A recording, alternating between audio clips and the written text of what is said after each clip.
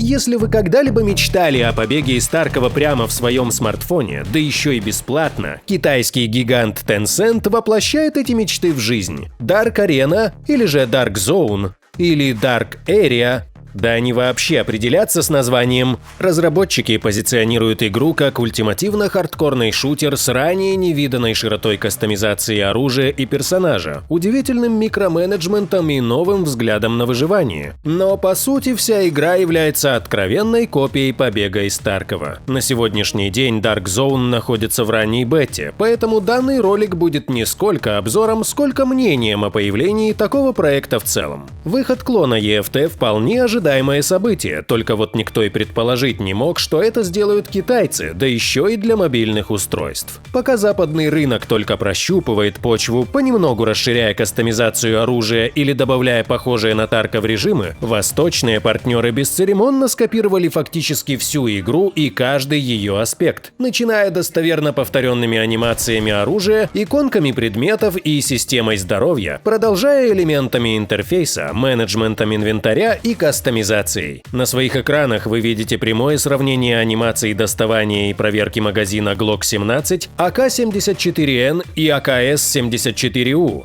Они попросту идентичны.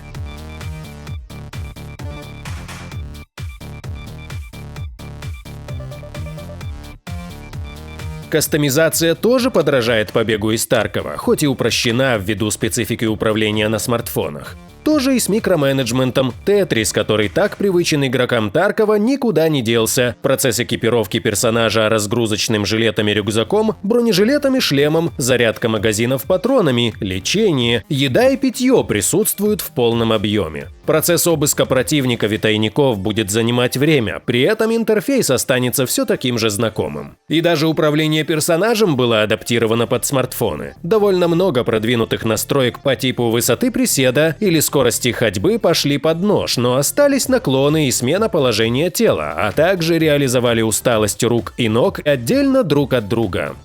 А что по режимам? Уже догадываетесь, в главном режиме Dark Zone предстоит исследовать локацию, выполнять квесты и сражаться с другими персонажами, такими же игроками и абстрактными дикими. А чтобы выжить, потребуется найти точку выхода в другом конце карты. Перед вылазкой вы можете по своему усмотрению снарядить персонажа, но в случае гибели лут вы теряете по аналогии с EFT.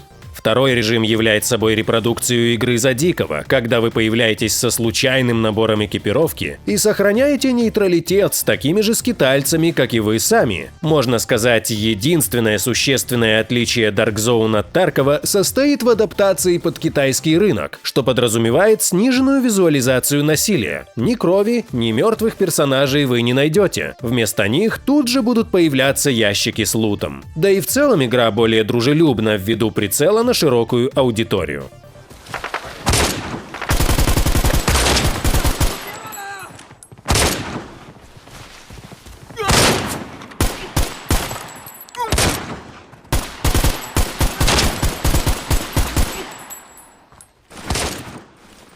Что же в конечном итоге нам, как игрокам, дает появление этого проекта? Релиз игрушки на мобильные платформы едва ли коснется аудитории Escape from Tarkov, хотя для некоторых игроков проект может стать отличным дополнением в периоды, когда компьютер недоступен. Но давайте порассуждаем, что мог бы предложить релиз полноценной версии Dark Zone для ПК. Учитывая, что студия в точности следует по пути развития побега из Таркова, разработчики имеют уже готовую идею, а также наглядный пример удачных и не очень решений со стороны Battlestate. Так, Tencent не нужно затрачивать лишние ресурсы на разработку концепций и весьма рискованные эксперименты. Как видим, достаточно взять готовое и без доли творчества перенести в свой проект. По этой причине Dark Zone имеет все шансы выйти в релиз за максимально краткий период, безусловно обзаведясь множеством платных возможностей и громкой рекламной кампанией. В сочетании с упрощенным массовым геймплеем это может принести издателю огромную прибыль, а у побега из Таркова объявится весьма близкий конкурент, который пусть и не хватается за реализм и дотошную проработку мелочей, но при этом нагло копирует красивую оболочку, еще и распространяется совсем бесплатно, что определенно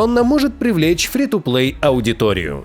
Здесь важно отметить, что с копированием чужих идей мы встречаемся постоянно. Недавнее появление режима аналога Among Us в Fortnite без ведома самих авторов игры не на шутку взволновало сообщество, но при этом Fortnite в своей основе является совсем другой игрой, что как минимум предполагает определенные изменения под новый тип геймплея. Хотя, безусловно, поступок некрасивый. Нет ничего плохого в том, чтобы вдохновляться идеями других авторов, как, впрочем, и сделали создатели Among Us, взяв за основу всем известную мафию. Но откровенное воровство со стороны гигантов рынка у маленькой инди-студии выглядит дико несправедливо. Конечно, в нашем случае Battlestate уже трудно называть маленькой инди-студией. Однако Таркова не развивают самостоятельно, не воруя чужие концепции, чего не скажешь о китайских разработчиках, переводящих EFT через копирку. И как следует относиться к такому обычным геймерам, этот вопрос мы задаем вам, дорогие зрители. Интересно узнать мнение каждого из вас. А вот что по этому поводу думает Battlestate Games? Есть ли им что противопоставить китайскому исполину или же юридически все по закону? Как бы то ни было, возможно, ситуация получит свое развитие уже в скором будущем и нас ждет противостояние двух компаний. Будем наблюдать. Спасибо, что были с нами.